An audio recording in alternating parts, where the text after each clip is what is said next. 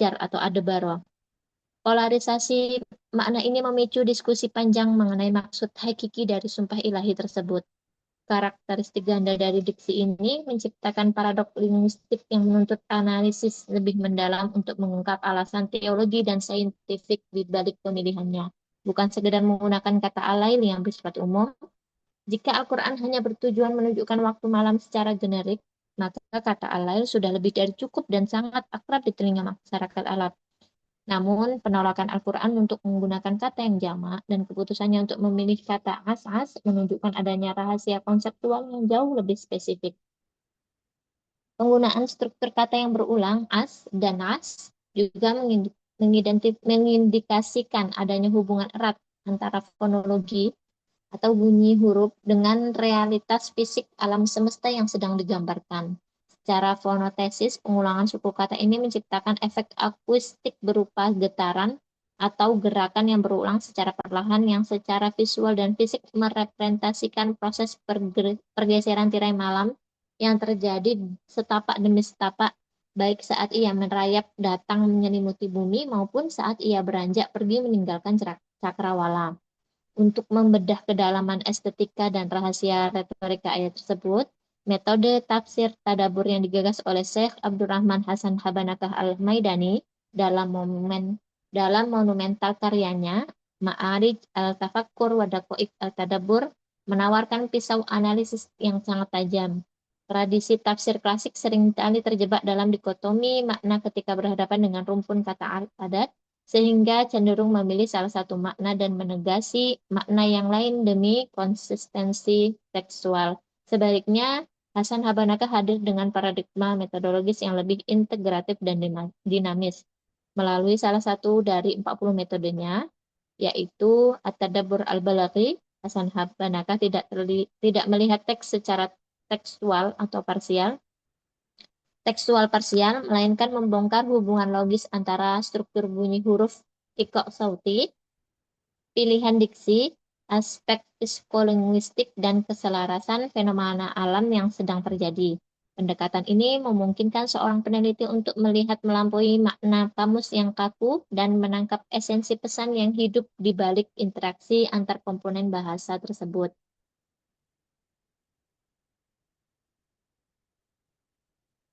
Habanakah dikenal sebagai mufasir kontemporer yang sangat jeli melihat bahwa perpindahan atau keunikan struktur kata dalam ayat-ayat kosmik selalu menyimpan pesan pendidikan mental dan teologis bagi manusia, sehingga teks Al-Quran selalu selaras dengan gerak realitas empiris atau al-waqi. Dalam pandangannya, keindahan retorika Al-Quran tidak pernah berdiri sendiri sebagai seni verba hampa, melainkan pembentukan kesadaran tauhid dan penguatan psikologis manusia yang membacanya. Ketika ayat kosmologi menggunakan diksi yang parah seperti asas, Habanaka sebagai sebuah sensitif yang sangat dirancang untuk merefleksikan sifat transisi alamiah yang ganda, yang pada gilirannya memberikan pelajaran moral tentang fluktuasi kehidupan manusia antara kesulitan, kegelapan, dan kemudahan atau fajar. Meskipun penelitian menggunakan gaya bahasa al-balaghah Al-Qur'aniyah, ayat-ayat malam telah banyak dilakukan oleh para sarjana terdahulu. Kajian spesifik mengungkap tuntas diksi as-as berbasis objek tunggal satu ayat dan meminjam metode tadabur Syekh Habanakah masih sangat terbatas. Penelitian terdahulu umumnya mengkaji kata ini secara makro dalam tema kiamat, mengingat surat At-Takwir berbicara intens mengenai eskatologi atau sekedar melihatnya dari sudut pandang kamus klasik atau semantik murni, tanpa merealisasikannya dengan kebaruan teori tadabur integratif. Sebagian besar peneliti belum menyentuh bagaimana metode At-Tadabur Al-Balaghi Habanakah mampu mendamaikan paradoks makna. Al-adat pada kata tersebut menjadi sebuah harmoni teks dan sains yang utuh. Akibatnya kekayaan makna kata seringkali terreduksi menjadi sekadar anomali bahasa atau sinonimitas biasa yang kehilangan daya sengat retorika dan relevansi ilmiahnya. Oleh karena itu, penelitian ini sangat penting dilakukan untuk mengisi celah akademik tersebut. Dengan memfokuskan analisis pada satu titik krusial ini, penelitian ini berupaya membongkar bagaimana batas-batas linguistik Arab klasik ditransformasikan oleh Al-Quran menjadi medium komunikasi kosmik yang sangat canggih. Fokus utama kajian ini adalah untuk menyingkap estetik tersembunyi dari diksi as-as dalam fenomena transisi waktu pada Quran surat At-Takwir ayat 17 melalui metodologis At-Tadabbur Al-Balaghi Syekh Habanaka. Melalui pisau analisis ini, dualitas makna yang sebelumnya dianggap sebagai kontradiksi linguistik akan diuji kembali untuk melihat sejauh mana ia justru mencerminkan keselarasan yang presisi dengan hukum fisika atmosfer dan transisi cahaya di alam nyata. Secara operasional, jurnal ini akan menjawab dua rumusan masalah utama. Pertama, bagaimana karakteristik linguistik retoris diksi as-as dalam Quran surat At-Takwir ayat 17. Pertanyaan ini akan dijawab dengan menelusuri akar kata, struktur fonetis, efek onomatope, serta posisinya dalam konstelasi sumpah surah tersebut. Kedua, bagaimana implikasi metode At-Tadabbur Al-Balaghi Syekh Habanaka dalam mendamaikan paradoks makna pada ayat kosmologi tersebut. Melalui rumusan kedua ini, penelitian akan merekonstruksi langkah-langkah Tadabbur Habanaka untuk menghasilkan pemahaman yang komprehensif, inklusif, dan bebas dari reduksionisme makna yang selama ini mendominasi literatur konvensional. Melalui kajian ini diharapkan akan ditemukan cara pandang baru dalam mengapresiasi mukjizat kebahasaan Al-Quran secara lebih dinamis dan aplikatif. Hasil penelitian ini tidak hanya berkontribusi pada pengembangan khazanah ilmu tafsir kontemporer, khususnya dalam pemanfaatan metodologi Syekh Habanaka, tetapi juga membuka ruang dialog yang lebih subur antara pendekatan linguistik sastra atau al-bahas al-balaghi dengan pembacaan sains modern terhadap ayat-ayat kauniyah. Pada akhirnya, rekonstruksi mana kata asas ini diharapkan mampu mengukuhkan kembali keyakinan bahwa setiap partikel huruf dalam Al-Quran memancarkan cahaya kebenaran mutlak yang tidak akan pernah usang oleh lintas zaman. Sampai di situ saya kembalikan kepada moderator. Terima kasih disampaikan. Selanjutnya presentasi yang Mbak akan Yulia. disampaikan oleh Mbak Mujawaharatul Azizah. Kepadanya dipersilahkan. Terima kasih kepada moderator dan juga pemateri pertama. Saya akan melanjutkan metode penelitian jurnal ini, yaitu termasuk kepada penelitian pustaka, yaitu library research, yang menggunakan metode deskriptif analitis. Tujuan utamanya adalah membedah makna kebahasaan dari satu ayat saja, yaitu surat At-Takwir ayat 17. Sumber data primer atau utama diambil langsung dari ayat tersebut, serta kitab tafsir Ma'arij At-Tafakkur wa Daqaiq At-Tadabbur dan kitab Qawaid At-Tadabbur karya Syekh Hasan Habanaka Al-Maidani. Untuk mendukung analisis arti kata, penelitian ini juga menggunakan kamus bahasa Arab klasik seperti Lisan Al-Arab dan Mu'jam Maqayis Al-Lughah, ditambah jurnal-jurnal ilmiah dan buku sastra balaghah yang relevan. Semua data ini dikumpulkan dengan cara membaca, mencatat, dan mengelompokkan ulasan-ulasan Syekh Habanaka yang fokus pada ayat tersebut. Setelah data terkumpul, analisis dilakukan menggunakan teknik analisis ayat yang dipadukan dengan metode At-Tadabbur Al-Balaghi atau Tadabbur sastra atau retorika milik Syekh Habanaka. Proses analisisnya dibagi menjadi 3 langkah. Mudah. Yang pertama, memeriksa struktur bunyi dan asal-usul kata as-as untuk melihat letak perbedaan maknanya dalam kamus Arab. Yang kedua, menerapkan teori Syekh Habanaka untuk melihat bagaimana beliau menghubungkan bunyi kata yang berulang dengan suasana alam yang sedang digambarkan. Dan ketiga, menghubungkan hasil analisis bahasa tersebut dengan fakta ilmiah tentang proses pergantian siang dan malam.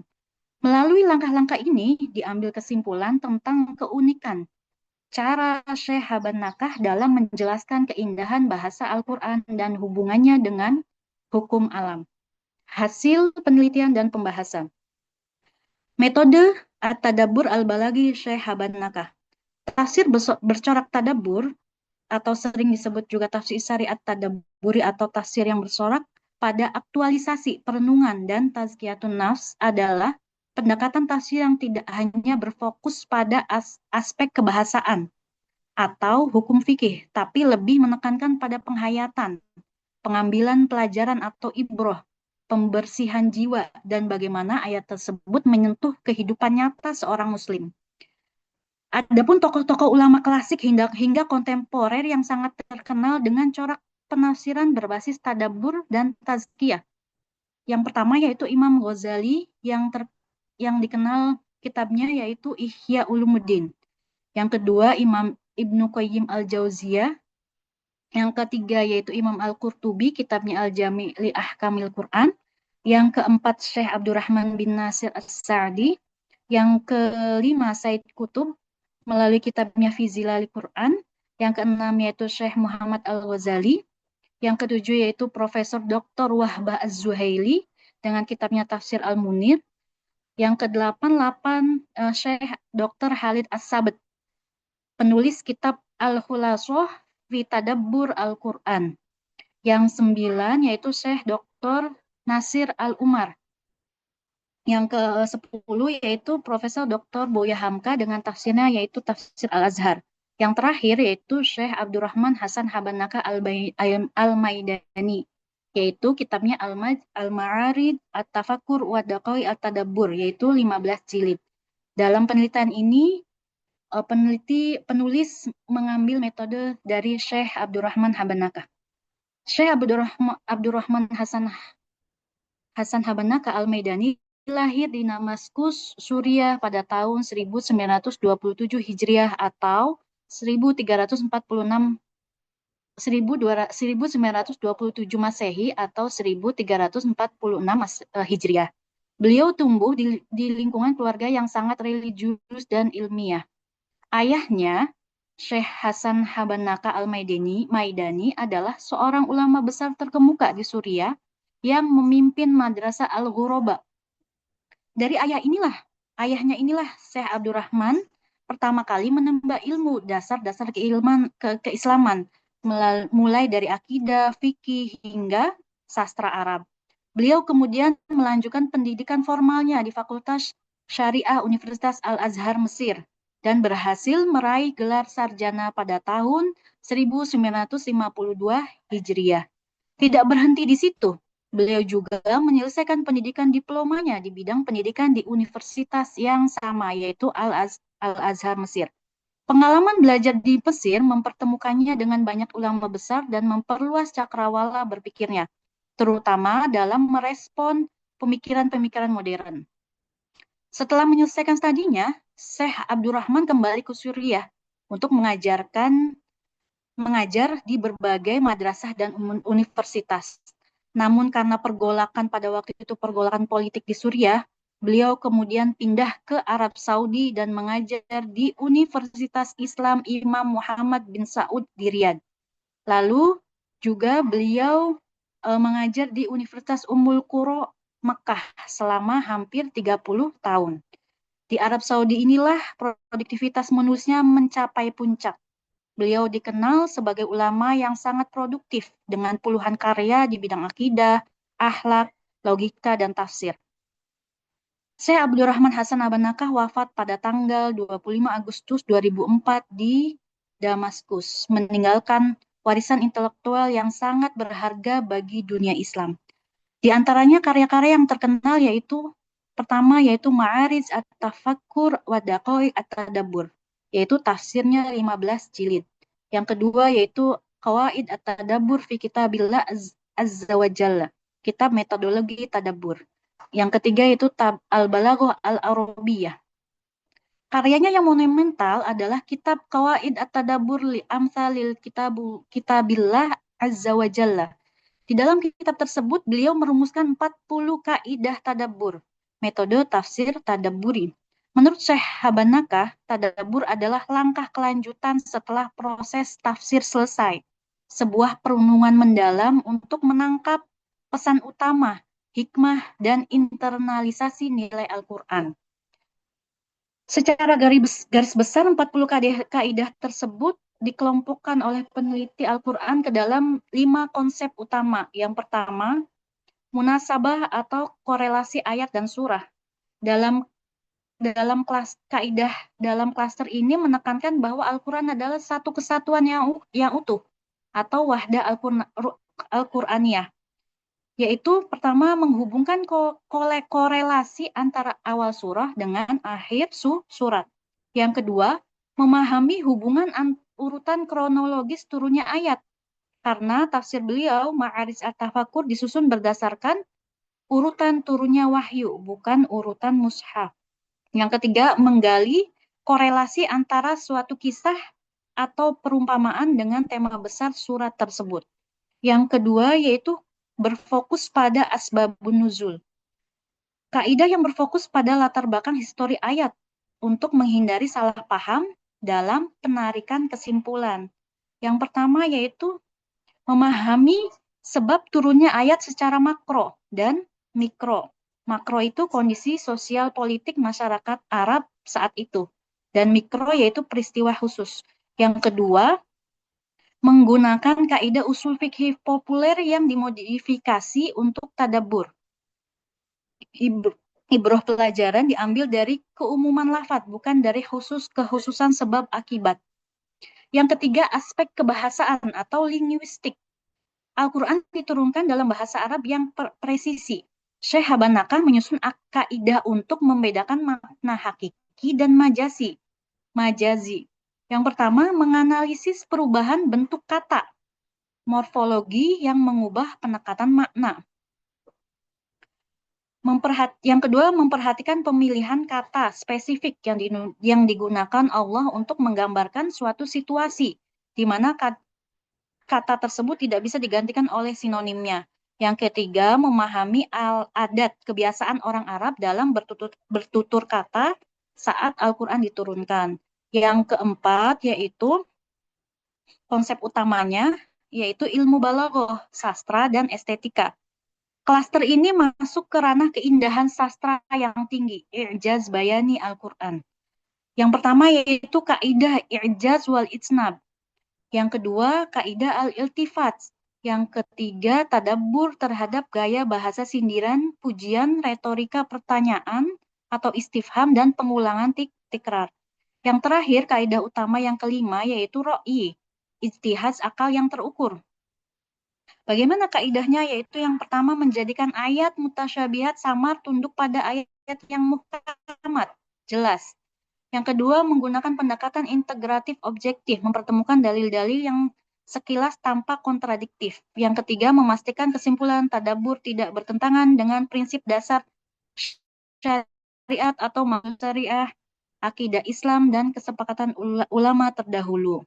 Syekh Habanakah kemudian menerapkan 40 kaidah ini ke dalam karya praktisnya, yaitu Tafsir Ma'arij at-Tafakur wa Daqaiq at-Tadabbur, 15 jilid. Karakteristik utamanya meliputi yang pertama, berbasis tartibun nuzuli, menafsirkan Al-Quran berdasarkan kronologis turunnya surat, bukan urutan mushaf Utsmani. Yang kedua, yaitu tafsir bil maksur yang kontekstual, tetap merujuk pada riwayat Nabi dan sahabat, namun dibersihkan dari riwayat Israiliyat yang tidak masuk akal. Yang ketiga, persatuan tema atau maudu'i, menemukan satu poros utama atau mihwar dari setiap surah sehingga tadabbur tidak melompat-lompat tanpa arah. Metode 40 kaidah tadabbur ini menjadi jembatan para pembaca Al-Quran masa kini tidak sekedar membaca teks untuk mendulang pahala, tetapi mampu melakukan refleksi kritis, menangkap pesan moral, dan menerapkannya dalam realitas kehidupan modern. Selanjutnya yaitu konsep metode tadabbur al-balaghi Hasan Habanakah. Secara teoritis, Syekh Abdurrahman Hasan Habanakah al-Maidani mendefinisikan tadabbur sebagai sebuah aktivitas intelektual spiritual yang mengarahkan seluruh potensi akal budi manusia untuk memahami makna-makna Al-Quran secara mendalam, guna mencapai esensi petunjuknya yang hakiki. Tadabbur dalam pandangan Habanakah bukanlah sekedar membaca atau memahami teks secara visual, melainkan sebuah proses refleksi kognitif yang radikal guna menangkap pesan edukatif teologis di balik lembaran mushaf. Dari 40 kaidah tadabbur komprehensif yang beliau rumuskan dalam karyanya yang monumental itu, Qawaid at-Tadabbur fi Al-Kitab Al-Hakim. Dalam hal ini, penulis secara spesifik memilih dan menggunakan metode at-tadabbur al-balaghi sebagai pisau analisis utama. Langkah ini diambil karena ayat kosmologi yang menjadi objek kajian menuntut pembacaan yang tidak hanya menyentuh aspek semantik murni, melainkan juga harus membongkar struktur estetika teks yang mengaturnya. Metode at-tadabbur balaghi merupakan sebuah cara terstruktur dalam memahami Al-Quran dengan menitik beratkan fokus analisis pada dimensi keindahan bahasa, keserasian susunan kata, efek psikolinguistik, dan ketetapan pemilihan diksi, fasohah al-kalimah. Habanakah memiliki keyakinan epistemologis yang kuat bahwa mukjizat terbesar Al-Quran pada dasarnya terletak pada keagungan bahasanya yang tidak tertandingi. Dalam mempraktikkan metode ini, dalam kasus analisis kata as-as, Habanakah menggunakan 3 pilar analisis utama, yaitu yang pertama analisis fonologi, iko sauti. Habanakah sangat jeli melihat hubungan antara bunyi huruf dengan pesan psikologis yang ingin disampaikan ayat. Menurutnya, ketukan bunyi kata dalam Al-Quran disesuaikan dengan suasana batin yang digambarkan. Misalnya, kata yang berulang melambangkan proses alam yang bertahap. Yang kedua, ketepatan diksi, fasohah al-kalimah. Beliau menolak adanya sinonimitas mutlak dalam Al-Quran. Jika Al-Quran memilih kata A, pasti ada rahasia makna yang tidak bisa digantikan oleh kata B. Meskipun di dalam kamus keduanya berarti sama. Yang ketiga, keserasian konteks kosmis, al-tanasub. Habanakah selalu menghubungkan keindahan bahasa Al-Quran dengan realitas empiris atau hukum alam atau sains.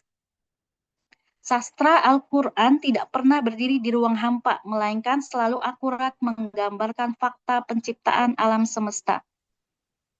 Mungkin cukup sekian, akan dilanjutkan kepada pemateri selanjutnya. Selanjutnya akan dibawakan oleh saya sendiri. A. Karakteristik linguistik dan semantik diksi as-as dalam Quran Surah At-Takwir ayat 17. Secara morfologis, kata as-as dalam Surat At-Takwir ayat 17 merupakan bentuk kata kerja fi'il madi yang sangat unik dan menyimpan karakteristik linguistik yang eksotis. Keunikan struktural ini lahir karena kata tersebut terbentuk dari proses reduplikasi atau pengulangan dua suku kata yang sama secara identik, yaitu suku kata as dan as. Dalam khazanah linguistik Arab klasik dan ilmu sorof, rumpun kata yang memiliki struktur kembar atau perulangan radikal konsonan seperti ini dikategorikan secara spesifik sehingga sulasi al-mudha'af, tepatnya fi'il rubai mudha'af, di mana akar kata 3 huruf mengalami perluasan melalui pola perulangan fonem. Pola morfologis ini bukan sekadar sebuah kebetulan struktural dalam sistem bahasa Arab, bukan sebuah desain fonotaktik yang sengaja dipilih untuk memberikan efek maknawi yang dinamis. Kemudian, penelusuran leksikal pada kamus-kamus otoritatif lintas zaman menunjukkan adanya perdebatan semantik yang sangat tajam di kalangan pakar bahasa dan mufasir karena terkait makna hakiki dari kata ini. Akar perdebatan ini bersumber dari fakta bahwa as-as merupakan salah satu kosakata langka yang masuk ke dalam kategori al-adad. Sebuah fenomena kebahasaan unik di mana suatu kata tunggal menyimpan dua makna substantif yang sering bertolak belakang secara diametral. Di satu sisi, faksi ahli bahasa yang dipelopori oleh sejumlah leksikografer klasik mengartikan as-as sebagai akbala, yaitu kondisi di mana malam baru saja datang merayap dengan membawa kepekatan kegelapannya. Di sisi lain, faksi teolog dan pakar bahasa lainnya mengartikan kata tersebut secara terbalik sebagai adbara, yakni momentum di mana malam mulai beranjak pergi, menipis dan menyisakan seberkas cahaya fajar di ufuk timur. Dua polaritas makna yang saling bertubrukan ini memicu diskursus teoritis yang panjang mengenai maksud dan esensi dari sumpah kosmik yang dideklarasikan oleh Allah Subhanahu wa taala dalam ayat tersebut. Selanjutnya secara psikolinguistik dan akustik, struktur morfologis mudha'af pada kata as-as memberikan kontribusi besar dalam menjembatani polarisasi makna tersebut. Bunyi desis yang dihasilkan oleh huruf ain dan sin diulang secara ritmis, menciptakan efek onomatopiko sauti yang menyerupai suara desiran halus atau gerakan sunyi. Ketika dikaitkan dengan makna akbala, malam datang, struktur kembar ini mempresentasikan visualisasi kabut kegelapan yang turun ke bumi secara bertahap, sejengkal demi sejengkal menyeliputi jagat raya. Sebaliknya, ketika ditarik pada makna adbaro, malam pergi, efek akustik tersebut secara presisi menggambarkan tirai kegelapan malam yang ditarik mundur secara perlahan dan halus oleh kekuatan fajar. Oleh karena itu, perdebatan leksikal yang dicatat oleh Al-Fayyumi dalam Al-Misbah Al-Munir sesungguhnya tidak ada yang harus diselesaikan dengan menegasikan salah satu makna demi memenangkan makna yang lain. Struktur morfologis kata as-as justru sengaja dirancang oleh Al-Quran untuk merangkum kedua dimensi waktu transisi tersebut ke dalam satu wadah linguistik yang kohesif, menjadikannya sebuah potret pergerakan kosmik yang utuh, dinamis, dan penuh pesona estetika. Kemudian Ibnu Manzur dalam Lisanul Arab dan Ibnu Faris dalam Mu'jam Maqais Al-Lughah memasukkan kata as-as ke dalam fenomena al-adad, yakni satu kata tunggal yang menyimpan dua makna yang saling bertolak belakang. As-as makna denotatif pertama, akbala malam baru datang atau dimulai. Makna denotatif keduanya, adbaro malam mulai pagi atau berakhir. Karakteristik semantiknya al-adad, paradoks dua arah. B. Aplikasi metode al-tadabbur al-balaghi Hasan Habbanakah atas makna as-as. Dalam mengatasi kebuntuan semantik yang terjadi akibat polarisasi makna al-adad di atas, Syekh Abdurrahman Hasan Habbanakah Al-Maidani melalui metode at-tadabbur al-balaghi di dalam tafsir monumentalnya Ma'arij at-Tafakkur wa Daqaiqut Tadabbur menawarkan secara pandang yang sangat revolusioner. Tradisi penafsiran konvensional umumnya terjebak dalam dilema leksikal, di mana para mufasir merasa harus memilih salah satu makna, apakah aqbala datang atau adbaro pergi. Mereka menjaga konsistensi logis teks kalimat. Namun, Habbanakah hadir dengan paradigma yang sama sekali berbeda. Beliau tidak membuang salah satu makna atau menegasikan otoritas salah satu faksi kebahasaan, melainkan mendamaikan kedua makna yang bertolak belakang tersebut ke dalam satu kesatuan konsep estetika ketuhanan yang utuh dan koheren. Bagi Habbanakah, kemukjizatan Al-Quran justru bersinar ketika teks maupun mampu menampung dualitas realitas objektif tanpa menimbulkan kontradiksi maknawi yang cacat. Menurut Habanakah, rahasia utama dari pemilihan diksi as-as terletak pada hubungan sangat dekat dengan intim antara estetika bunyi huruf dengan aspek psikolinguistik gerak fisik alam semesta. Kemudian, konstruksi kebahasaan ini merupakan refleksi langsung dari hukum alam sunnatullah yang mengatur transisi waktu. Ketika malam mulai datang, akbala, kegelapan tidak merata jatuh menghantam bumi dalam satu kejutan waktu. Ia merayap maju setapak demi setapak, merebut ruang cahaya dengan perlahan bagaikan makhluk yang berjalan ragu-ragu di bawah bayang-bayang. Begitu pula sebaliknya, ketika malam mulai beranjak pergi, adbaro, tirai kegelapan tidak disingkap secara instan. Ia mundur perlahan-lahan, memberikan jalan bagi fajar untuk menyingsing sejengkal demi sejengkal di batas ufuk. Disinilah letak kejeniusan metodologis at-tadabbur al-balaghi Habanakah.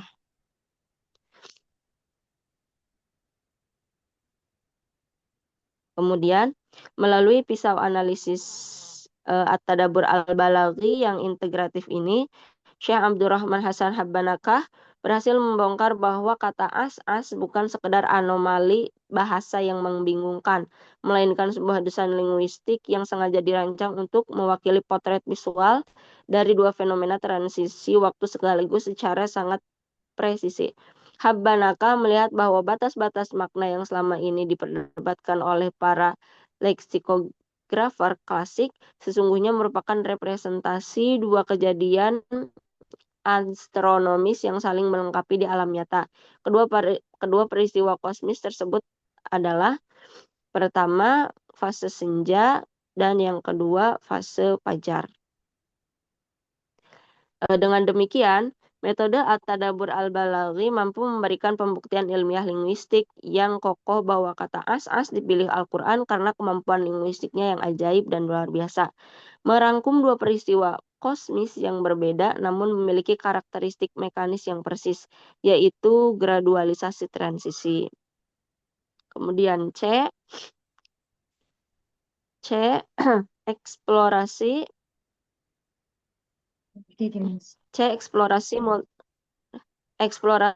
multidimensional, integrasi sains atmosfer, teologi, dan kebaruan pemikiran Habanakah.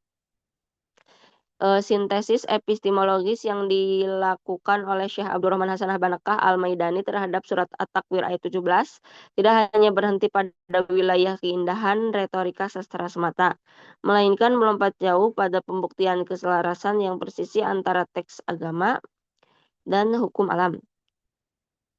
Fisis melalui pisau analisis at-tadabbur al-balaghi, Habanakah memposisikan balaghah bukan sekadar sebagai hiasan verbal yang terisolasi dalam teks, melainkan sebagai cermin linguistik dari realistis objektif yang bergerak di alam semesta.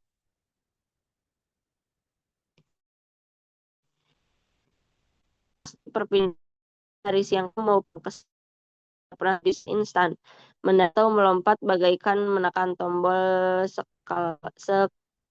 saklar lampu, melainkan perasaan cahaya matahari yang lapisan atau fenomena optik fisis ini dikenal dalam dunia sains sebagai twilight, di mana partikel-partikel di atmosfer membiasakan sisa-sisa cahaya matahari sehingga menciptakan degradasi warna dan intensitas cahaya yang bergeser secara gradual.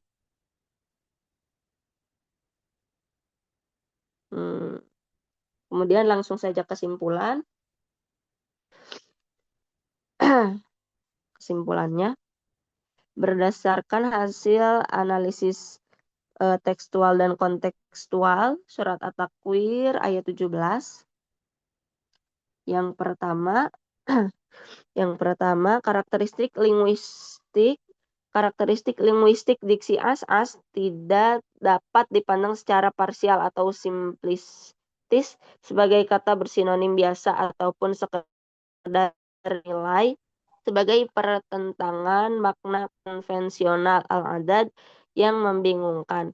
Khazanah bahasa Arab klasik seringkali memperdebatkan polarisasi makna kata ini secara kaku antara akbala dan adbaro. Namun, bentar.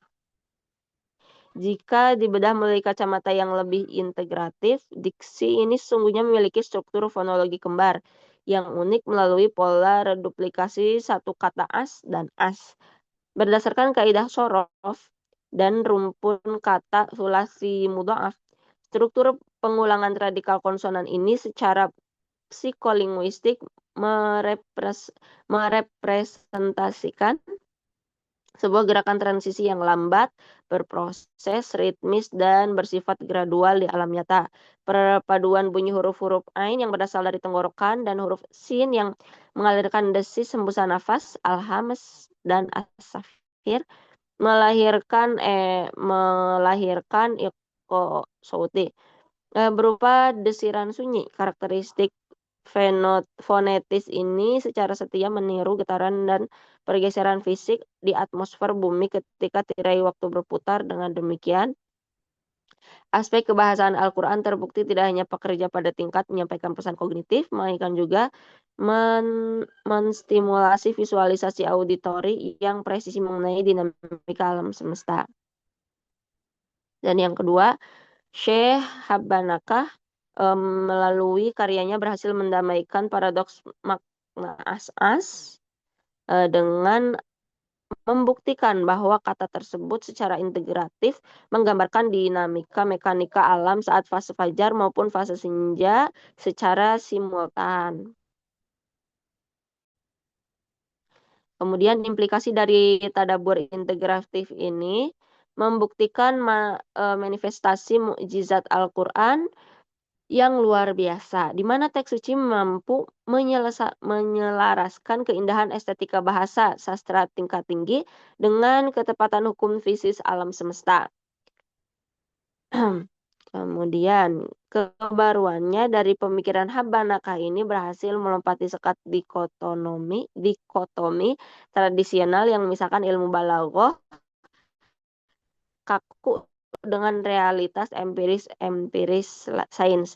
Sastra Al-Quran tidak lagi dipandang sebagai hiasan kata yang hampa, melainkan media komunikasi kosmik multidimensional yang menghubungkan kebenaran wahyu dan kebenaran ayat kauniyah. Di samping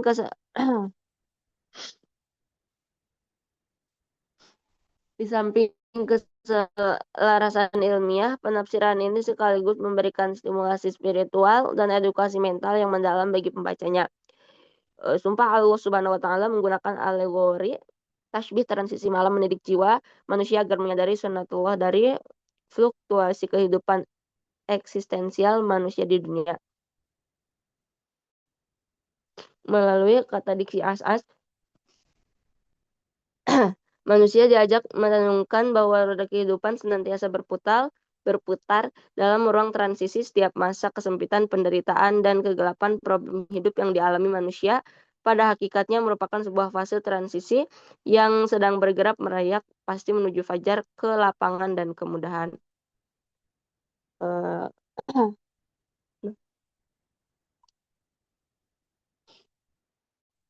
Selanjutnya yaitu sesi diskusi. Barangkali teman-teman ada yang mau bertanya atau menambahkan, dipersilahkan.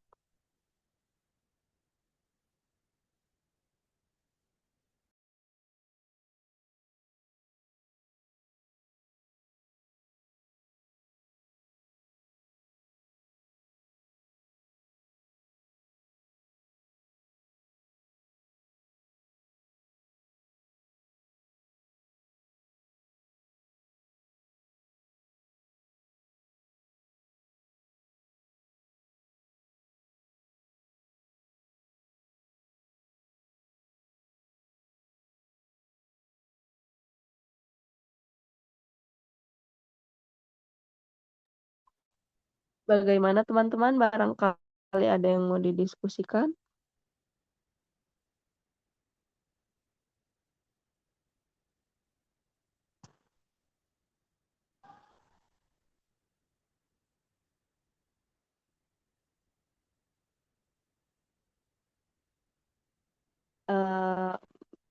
Baik, karena mungkin ya,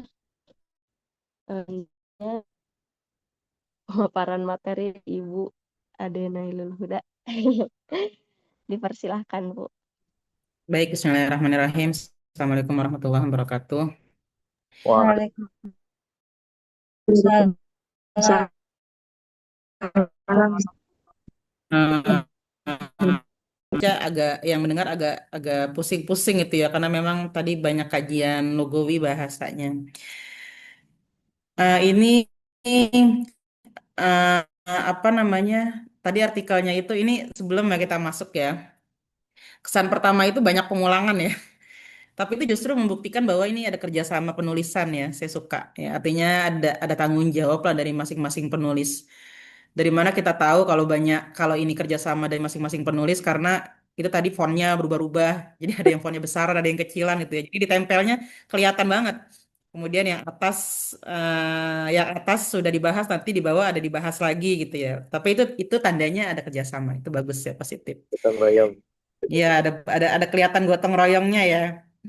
Meskipun nanti untuk sinkronisasi supaya tidak mengulangan ya, karena pembahasan itu dia tidak boleh berulang. Nanti disusun lagi outline-nya supaya ketika memahaminya itu juga lebih lebih terarah. Sambil kita sedikit ya akan membahas terkait dengan tadabur. Ini pertemuan terakhir perkuliahan kita tentang pendekatan kontemporer ya. Karena pertemuan terakhir, maka dia menjadi yang paling bebas gitu ya. Jadi tadabur itu sebenarnya adalah sebuah cara penafsiran yang bebas. Jadi dia tidak terikat dengan kaidah-kaidah ulumul Quran.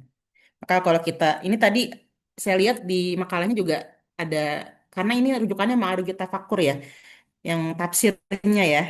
Nah ini yang saya bahas nanti Qawaidut Tadabbur. Jadi ada beberapa kitab Habanakah. Meskipun nanti memang berbicara terkait dengan tadabur, tapi Qawaidut Tadabbur itu nanti eh, terkait dengan kaedahnya yang akan kita bahas pada perkuliahan ini.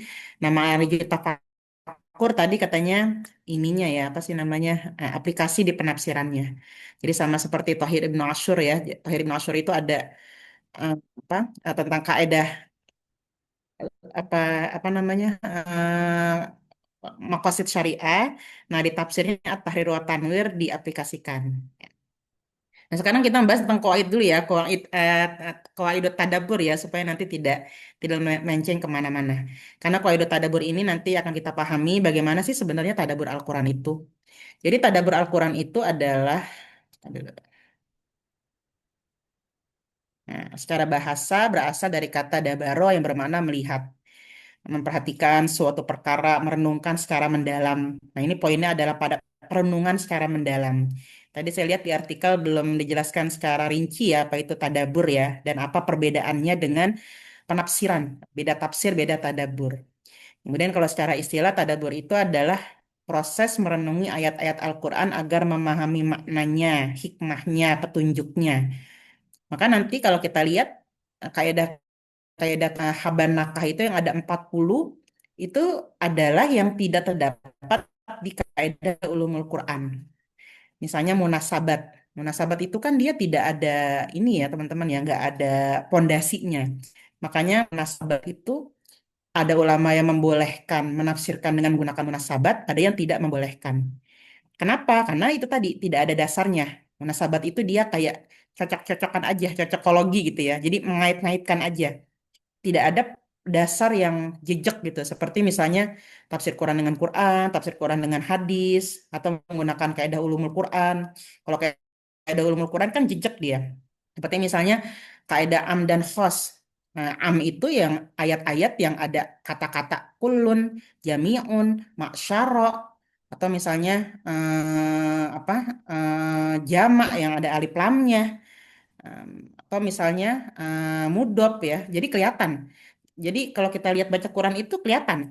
Am itu ayat-ayat yang am itu seperti itu bentuknya. Kemudian kalau khos itu yang kata ilah.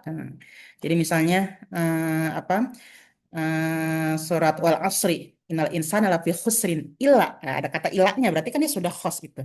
Jejak dia ya. Atau misalnya kaidah mantuk dan mafhum.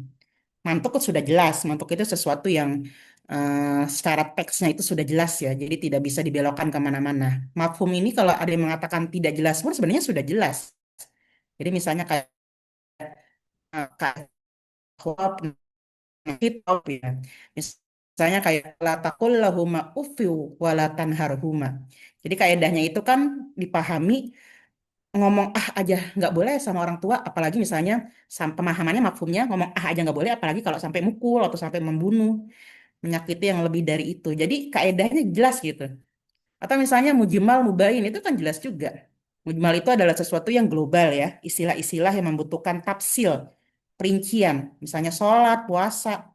Mubain itu adalah itu tadi perincinya, baik dari Quran maupun dari hadis.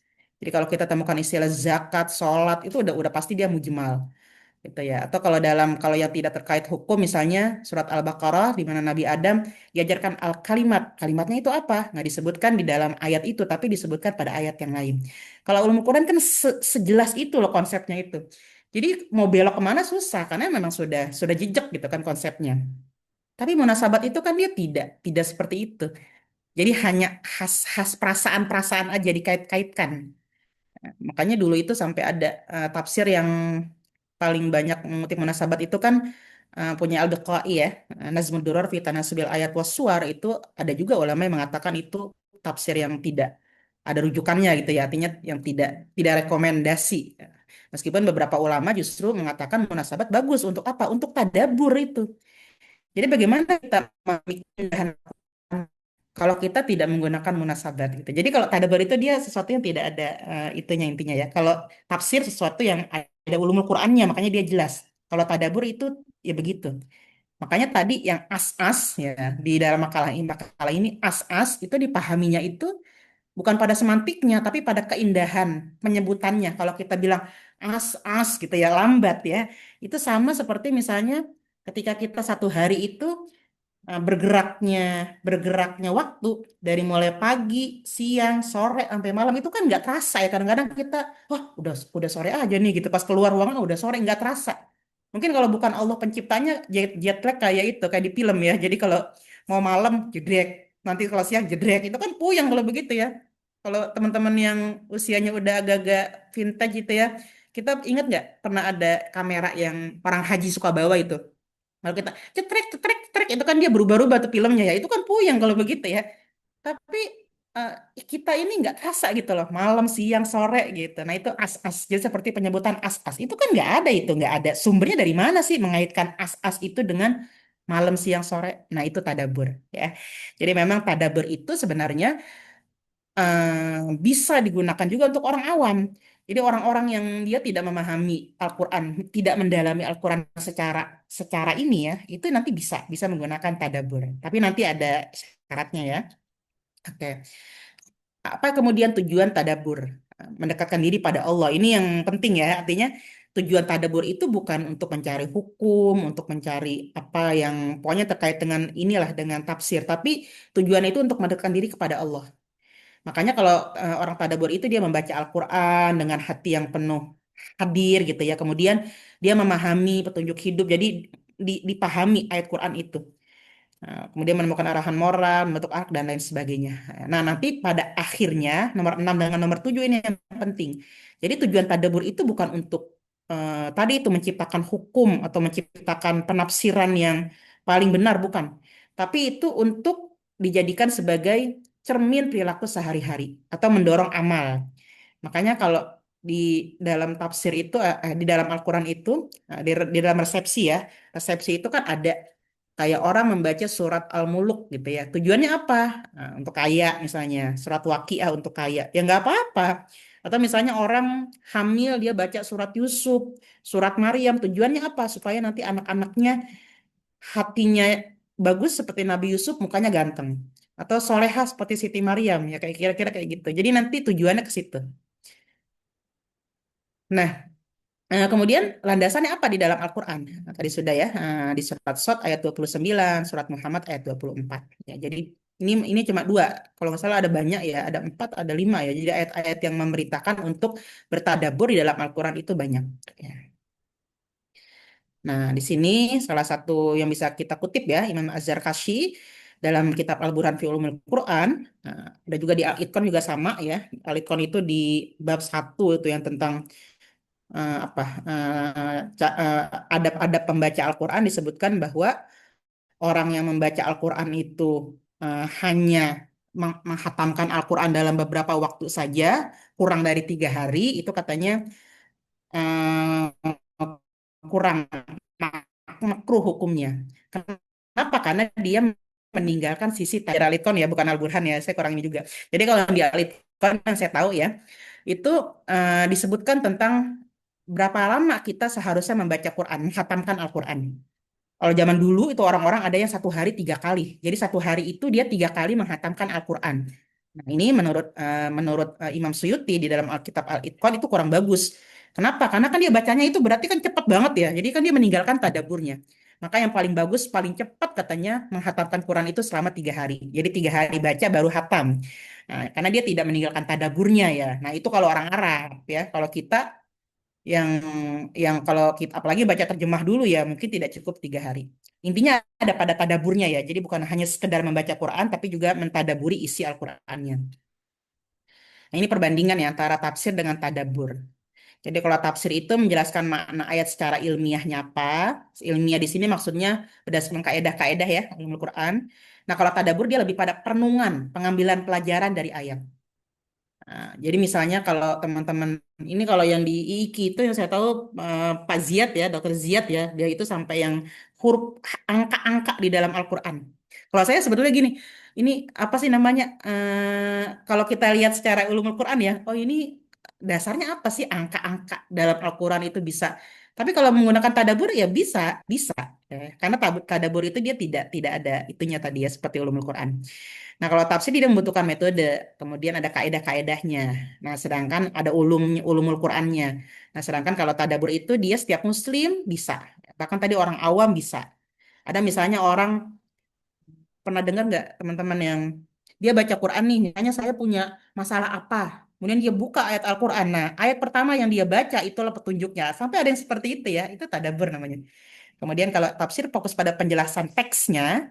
Nah, kalau tadabbur itu fokus pada penghayatannya. Kemudian aplikasinya seperti apa? Aplikasi dalam kehidupan sehari-hari. Ya, jadi misalnya ya saya nih ya. Saya itu tapi ini saya ya, kan orang itu punya punya amalan masing-masing ya. Saya itu kalau ada perasaan takut atau dulu itu kalau mau ujian gitu atau apa gitu ya, itu saya selalu baca surat itu yang Ila fi Quraisy. Ilafihim rilatas syita'i was shaib fal ya'budu rabb hadzal bait allazi at'amahum min ju' wa amanahum min khauf. Jadi yang ketika membaca wa amanahum min khauf itu saya betul-betul yang saya tanamkan dalam hati bahwa itu saya nggak perlu takut karena ada Allah yang memberikan keamanan. Itu kan nggak ada dasar sumbernya tapi saya percaya gitu.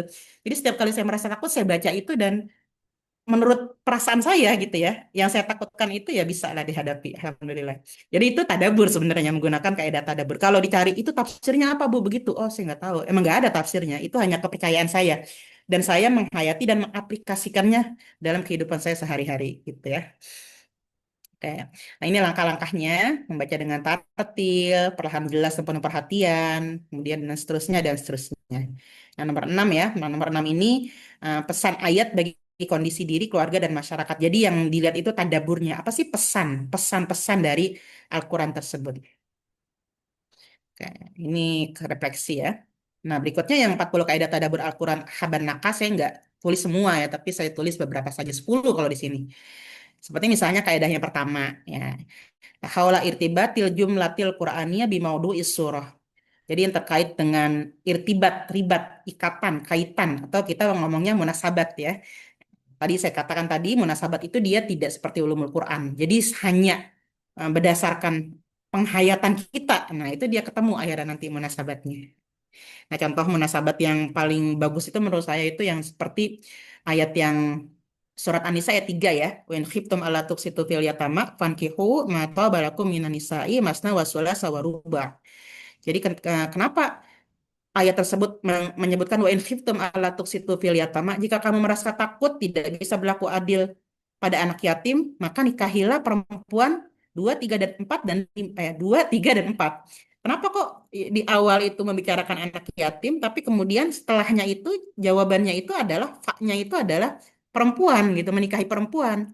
Nah, ini kalau kita pakai ilmu munasabat kita bisa irtibatkan ya, bisa kaitkan.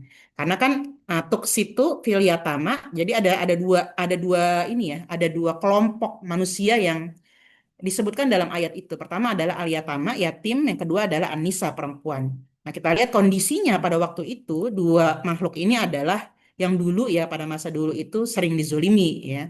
Kalau anak yatim itu kalau orang tuanya meninggal kan hartanya dikuasai oleh wali. Kalau perempuan kan berarti suami gitu ya. Bahkan perempuan ketika itu menjadi warisan juga. Nah, kemudian ketika orang-orang Arab sudah mulai sadar bagaimana harus berlaku adil pada anak yatim, tapi mereka belum bisa tuh terhadap perempuan. Maka Al-Quran mengatakan, kalau kita artikan jadinya begini, sebagaimana kamu merasa takut tidak bisa berlaku adil pada anak yatim, maka takutlah tidak bisa berlaku adil pada perempuan. Nah, Al-Quran memandang salah satu yang menyebabkan seorang suami tidak bisa berlaku adil adalah karena istrinya terlalu banyak. Maka kemudian dibatasi menjadi 4. Itu kan munasabat ya. Jadi keserasian antara yatama dengan nisa. Itu bagus juga. Itu jadi bisa membantu adanya penafsiran yang lebih lebih komprehensif ya. Kemudian yang kedua itu kalau Habanaka. Jadi kalau Habanaka itu dia beda-beda ya, beda-beda setiap kaidah itu dia tidak terkait satu sama lain. Maka kalau di sini, kalau di dalam makalah tadi saya lihat yang diambil itu adalah balaginya itu nggak masalah ya. Oke. Jadi bisa satu kaidah saja.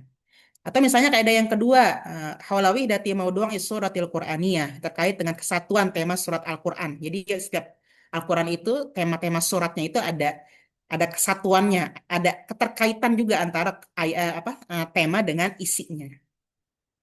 Kemudian yang ketiga itu haula aujuhin nasil lati yuhdafu ilaiha, aspek-aspek yang mungkin menjadi tujuan atau dikandung di dalam Al-Qur'an dan seterusnya.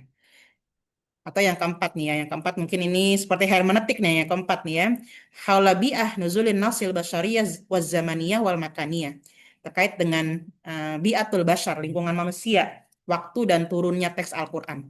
Jadi untuk mentadaburi ayat itu kita melihat tadi konteksnya ya, seperti Al-Yatama dengan An-Nisa tadi. Konteks sejarahnya seperti apa sih? Nah, sehingga kemudian kita memahami kenapa ayat tersebut turun. Gitu ya. Atau misalnya ketika Nabi Yusuf misalnya, konteksnya dulu tuh seperti apa sih? Kenapa saudara-saudara Nabi Yusuf kok kayak jahat banget ya? Padahal kalau kita lihat sebenarnya surat Yusuf itu dia nggak ada yang jahat di situ, nggak ada yang jahat. Tapi apa namanya ya tentang keluarga lah, pasti keluarga itu pasti ada yang seperti itu. Kenapa? Kenapa misalnya saudara-saudaranya itu merasa cemburu dan bahkan berbuat jahat pada Yusuf? Ya, karena kan di dalam Al-Quran dikatakan saudara-saudaranya itu kan yang ini ya, usbah, usbah. Jadi kelompok orang yang bekerja, mereka mengembala kambing setiap hari, mereka bekerja keras, sementara bapaknya sudah tua ya sama Yusuf di rumah. Tapi kok yang disayang, yang paling disayang itu Nabi Yusuf. Nah, kalau kita menggunakan kaidah tadabbur ini, kita tidak akan merasa bahwa saudara-saudara Nabi Yusuf ini jahat ya gitu ya. Kira-kira kayak gitu ya. Jadi tadabbur itu dia tidak ada. Nah, tapi walaupun begitu, di mana saya tulis ya, tetap harus pakai tafsir ya. Ini nomor 4 nih, langkah-langkah tadabbur. Jadi sebaiknya tetap memahami tafsirnya. Kenapa seperti itu? Karena kalau kita belok banget dari tafsirnya, nanti dikhawatirkan akan ada penafsiran yang salah. Maka nanti di makalah ini tadi saya lihat belum ada tafsir dari tafsir lain ya. Ya, Bu ya. Masih dari Ma'arijut Tafakkur. Nanti coba dicari tafsir-tafsir lain. Nanti dibandingkan. Bukan dibandingkan, mungkin dikuatkan. Menguatkan dari penafsiran Ma'arijut Tafakkur itu. Nah, itu tadabur ya. Nanti setelah kita tahu tentang tadabur, kita lihat jadi bisa lebih memahami ya. Oh ini bentar, ini kitabnya di internet nih saya. Nah, ya teman-teman ya, ini nggak bisa digini lagi. Cari nih. Nah, nanti saya kasih Bu. Ini saya nyari dari kemarin kata saya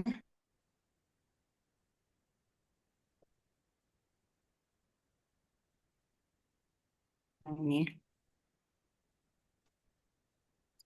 Saya udah kirim linknya ya ke Bu Fadila ya. Nah kayak gini.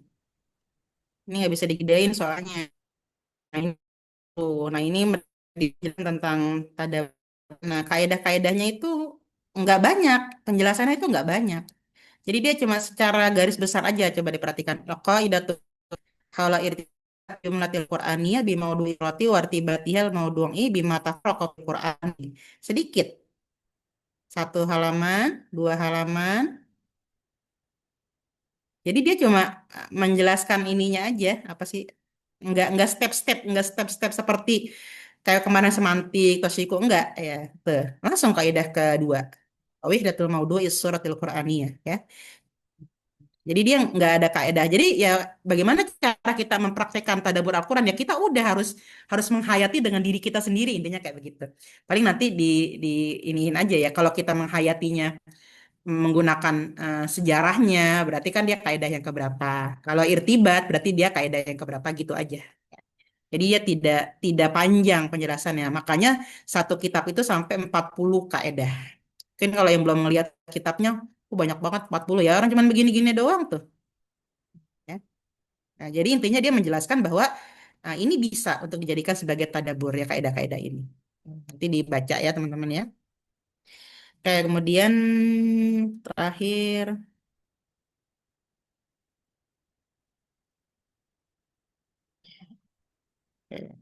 ini bagus sudah bagus.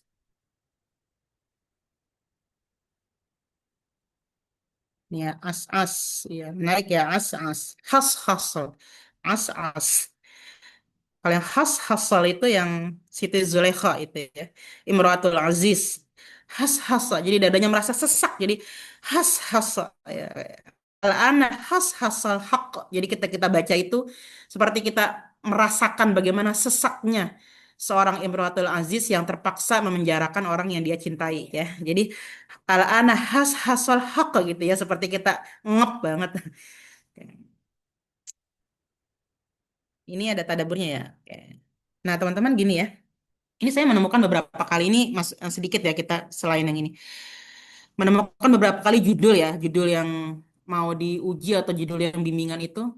Kadang-kadang tuh di sininya nih misalnya estetika diksi as-as dalam surat At-Takwir. Nah, di sininya kadang-kadang itu pakai kalau ini mungkin nggak mungkin ya. Misalnya tentang cinta di dalam Al-Qur'an. Analisisnya misalnya analisis orang barat. Misalnya analisis Frank Kruth gitu ya. Hanya gitu ya. Nah, maka kalau yang seperti itu, Frankfurtnya itu dia nggak menjadi pembahasan inti ya. Dia itu cuma untuk menganalisa aja. Seperti teman-teman sekarang ini juga sama. Jadi intinya itu yang ada di atas ini nih intinya nih. Nah, nah, adapun yang bawah ini itu dia pendekatan untuk menganalisis ayatnya. Jadi ini bukan bukan bukan ini utamanya, bukan judul utamanya yang bawah ini. Judul utama yang bawah ini adalah pendekatannya. Jadi untuk membantu menganalisis ayatnya, ya itu ya. Itu yang perlu teman-teman catat. Jadi membantu menganalisis ayat. Jangan sampai nanti terpisah nih. Jadi estetika apa, nanti pembahasan ininya apa. Nggak boleh terpisah. Jadi yang bawah ini tugasnya adalah untuk menganalisis yang atas. Intinya begitu ya. Karena beberapa kali ditemukan itu dia terpisah. Kalau ini masih mending nih, karena ada Hasan Habanaka itu seorang mufassir ya. Nah, kalau yang kaedahnya itu orang Barat itu saya nggak ngerti itu kenapa dia masuk ke bab 3. Kemudian sampai dijadikan seperti pembahasan utama itu seharusnya nggak seperti itu. Karena kita tafsir ya, kita tafsir bukan psikologi atau ilmu. Ini Habanaka dia tafsir.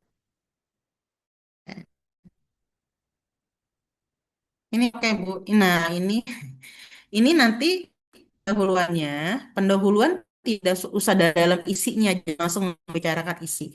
Pendahuluan itu adalah ese atau alasan kenapa kita latar belakang kan ya. Pendahuluan itu kan latar belakang. Jadi alasan kenapa kita memilih pembahasan ini. Maka nanti isinya yang pertama itu fenomena sosial atau pentingnya kajian. Berarti kalau mau fenomena sosial nanti ke tadabur aja ya. Jadi kenapa tadabur itu sangat penting. Tadabur itu dia bisa luas bukan hanya orang tafsir ya, tapi orang awam itu bisa menggunakan tadabur sebagai sarana untuk mendekatkan diri kepada Allah melalui Al-Quran. Misalnya gitu ya. Fenomena sosial, paragraf pertama. Jadi 4 paragraf aja, jangan banyak-banyak. Ini ilmu, ini ilmu penulisan jurnal. Jadi yang pertama itu fenomena sosial artinya.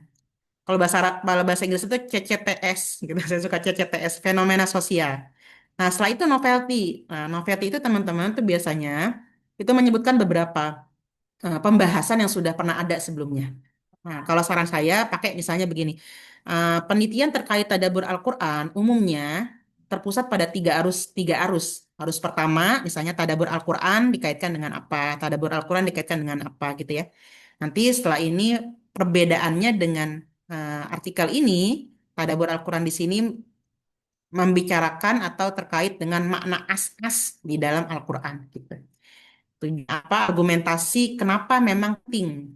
Misalnya apa penting? Karena tadabbur digunakan lebih luas daripada tafsir ya. Jadi jangan masuk definisi as-as itu apa, karakteristiknya jangan masuk. Nah, ini dimasukkan ke dalam pembahasan, ya, dimasukkan ke dalam pembahasan. Empat, ingat empat paragraf ya, 4 atau 5 paragraf, jangan terlalu banyak. Ada penelitian, library research kemarin coba ya ini sudah ada ya sumber data utama primer dan lain sebagainya. Oke lah. Ini apa nih? Oh, ini ya Qawaid ada makna ya. Nah, ini, kaidah ini sudah benar ini yang aplikasikan dalam tafsir Ma'arijut Tafakkur. Nah, untuk hasil penelitiannya, pertama metode tadabbur dulu dari tadi asal katanya dari Dabaro, Pak. Kemudian Nah, nanti yang jangan pakai nomor-nomor ini nanti dihilangkan aja. Jadi dijadiin satu aja, jadi narasi aja ya. Jadi makna tadabur, perbedaannya dengan tafsir apa dan lain sebagainya. Awalnya itu dulu. Baru setelah itu biografi dari Hasan Habanakah. Mungkin kalau untuk jurnal supaya bisa kekini jangan terlalu banyak ya. Kalau ini kan sekalian belajar ya kalau sekarang ya. Ini saya terima kasih meringankan tugas saya ini. Nanti ketika di jurnal itu disedikitkan supaya orang yang bukan tafsir juga ketika membaca mereka bisa menikmati ya. Oke. Nah, nanti Bu dijadiin satu ya. Terus ini referensinya masih kurang. Referensinya masih referensi primer aja ya dari dulu. Apa? Oh ini nih saya ini kok fontnya beda ya. Yang atas itu gede, yang bawah itu dia ini kan fontnya beda ini. Berbeda. Berarti ini ada dua orang yang berbeda ya. Kalau teman-teman nulis hati, ini yang jadi malah biasa. Oke, saya tutup. Nanti di ini ditambah-tambah. Oh, ini catatannya. Tadi catatannya sudah bagus ya, tapi tadi ini ada hubungan ya. Kemudian yang itu ada beberapa berbeda dalam sana. Kalau saya kalau enggak yang ini yang pertama nulis orang nulis nanti disertai oleh orang kedua orang ketiga dan seterusnya makanya orang yang menulis pertama itu memang lebih lelah makanya nanti namanya adanya di tempat yang pertama. Kayak kesimpulan adalah jawaban dari tujuan penelitian jangan pakai angka ya Bu ya nanti di apa pertama kedua kalau mau seperti itu jadi dipastikan dulu jangan banyak-banyak juga 1 halaman maksimal. Biasanya kalau di author guideline itu ada ininya ya, berapa kata ya. Berapa kata untuk apa? Untuk kesimpulan berapa, untuk isi berapa, untuk pendahuluan berapa, itu ditaati, abstraksi berapa. Referensinya masih kurang. Referensi itu nggak minimal ya. Idealnya 30. Idealnya jangan terlalu banyak, jangan lebih dari 30 karena nanti isinya kebanyakan ngutip ya. Tapi juga sebaiknya tidak kurang dari 30. Idealnya 30. Nanti saya kirim ke Bu Fadila ya. Ya. Nah, teman-teman ini kan udah terakhir nih. Paling nanti tolong mana sudah disampaikan ya. Nanti di terakhir itu tolong dikasih nama saya dengan email. Karena saya nginduk nih, email saya nginduk ke kampus ya, di penulis terakhir saja. Karena kalau penulis pertama nanti dianggapnya saya ngambil untung. Kemudian yang kedua, kalau masih butuh untuk apa koreksi ya nanti dikirim ya, dikirim sebelum di submit. Nah nanti tolong dibuatin linknya ya link untuk saya ngedownload. Mungkin Bu Fadila atau siapa dibuat linknya. Nanti saya download dari situ. Tapi kalau teman-teman sudah LOA itu nggak usah LOA-nya aja. Biar saya nggak puyeng ya. Sudah LOA kan berarti itu cuma tinggal menunggu waktu. Atau terbit seperti punya Bu Hawa itu sudah terbit ya di apa di apa sih yang Pak Herman itu yang Stay Hidayah ya, Al Hidayah At-Tadabbur ya. Nah, itu nanti kasih linknya aja. Jadi udah nggak usah ngasih artikelnya ya. Tapi yang belum ada loanya atau belum terbit nanti tolong dikirim pakai link ya untuk penilaian dan jangan lama-lama karena kapan terakhir? Terakhir itu adalah pengumpulannya ketika materi saya diujikan. Ketika materi saya diujikan berarti itu sudah terakhir teman-teman mengirimkan itu karena biasanya kita itu cuma dikasih waktu 2 minggu. 2 minggu untuk penilaian. Setelah itu siakatnya ditutup. Ya, untuk ngebukanya lagi itu malas lah berdebat itu ya. Kalau pernah ada pertanyaan. Sebenarnya Bu, Hmm? di metode tadabur itu kira-kira yang paling cocok, maksudnya yang bagusnya dibahas ketika tadabur itu apa ya Bu? Pembahasan. Pada bagus sudah itu. Bukan pada ayatnya sebenarnya, Bu, tapi pada refleksinya, ayatannya. Kayak ayat asas itu bukan dibahas secara semantiknya. Jadi bukan fokus pada semantiknya ya. As-as itu kenapa misalnya diambil dari bahasa apa bukan. Tapi pada penghayatan itunya kenapa namanya as-as ya. Karena itu sebanding atau sejalan dengan penafsirannya kan menafsirkan tentang malam itu ya, tentang pergerakan itu kan. Itu kan dibacanya pelan. As-as. Nah, itu seperti kita itu tadi malam, siang, pagi nggak terasa gitu. Itu tadabur. Artinya kan kalau orang yang julid itu bilangnya itu cocokologi gitu ya. Ya, kayak ada iniannya gitu, nggak ada sumbernya. Tapi itu kan tanda bukan nggak ada sumbernya itu. Jadi bisa buat ngeles juga itu. Itu buat apa aja atau misalnya tentang apa? Tentang kebahagiaan atau tentang yang sering-sering dikaitkan tuh misalnya gini Bu, rumah laba-laba. Baitul Ankabut gitu ya. Apa disebutnya Ahwanal Baitul Ankabut, rumah yang paling apa lemah itu adalah rumahnya laba-laba. Sebenarnya ayat itu membicarakan tentang orang-orang munafik ya, orang-orang musyrik yang mereka mengambil apa namanya, mengambil jakal mereka itu bersandarnya pada selain Allah. Jadi kalau orang bersandar kepada selainnya ya, pada Allah kan rapuh seperti rapuhnya rumah laba-laba. Itu kan sebenarnya tafsirnya begitu ya. Tapi kalau kita ceramah sama ibu-ibu itu kita bisa bilang nih, kenapa rumah laba-laba disebutnya itu ahlul buyut? Karena eh, secara ilmiahnya, laba-laba itu kan ada yang perempuan ada yang laki-laki ya. Yang perempuan lebih gede tuh Bu, yang perempuan lebih gede ya. Nah, ketika kemudian mereka habis berhubungan seksual ya, itu kalau laki gak keburu pergi, itu akan dimakan sama si laba-labanya.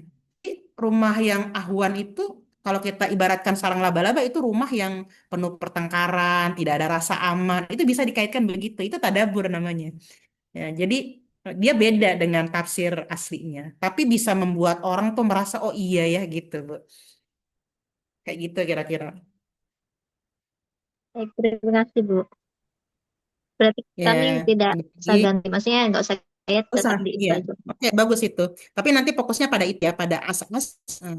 Itu tadi yang pergantian siang malam itu. Nah, tapi nanti tetap kasih tafsirnya yang asli ya, Bu. Tafsir aslinya ya. Supaya nanti kita kan bukan orang awam ya, orang orang terpelajar ya. Jadi nanti orang tafsir aslinya begini. Nah, kemudian tafsir yang daburnya seperti itu. Kalau dia tidak sama sekali mencantum tafsir yang benarnya ya, itu kan jadinya mazmum nanti. Biar tadaburnya jadi tadabur yang lah kira-kira gitu. Ada lagi?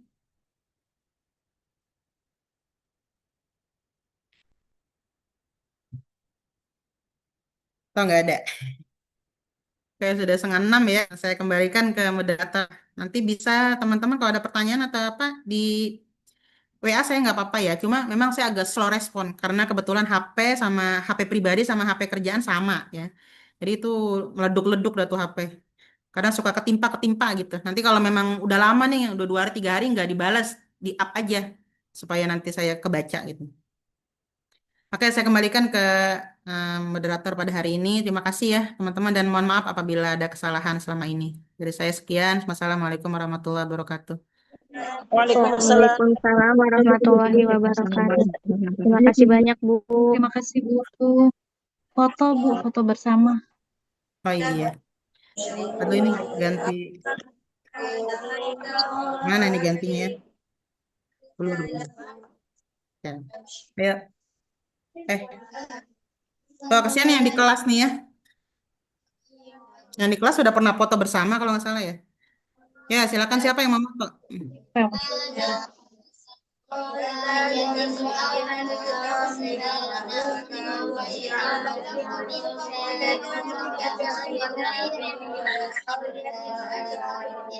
Ya udah, ada yang ngitung lah.